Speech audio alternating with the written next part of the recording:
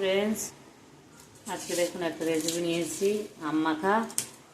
আমটাকে ধুয়ে কেটেছি এরকম করে, লঙ্কা ডলছি,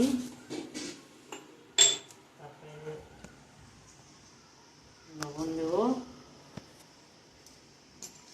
প্রচুর আম মাখা খেতে ভালোবাসতাম বিয়ের আগে, বাট এখন অত টক খেতে পারি না, এখন খাই না। তবু ইচ্ছা হলো যে একটু খাই। একটু বিট লবণ দেবো, একটু বিট লবণ দিলাম। কি দারুণ সেন্ট বেরিয়েছে। এই যে একটু চিনি দেবো,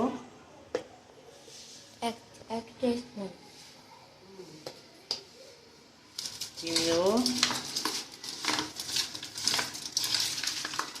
এই গরমে এসব খাওয়া স্বাস্থ্যের পক্ষে খুবই ভালো।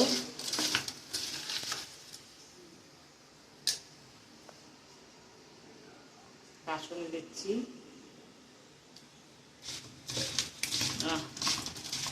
কি সেন্ট,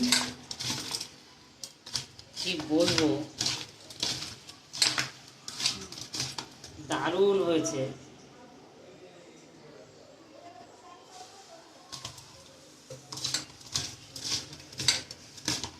কে কে আমার মতো এরকম আম মাখা খেতে ভালোবাসা জানাবেন,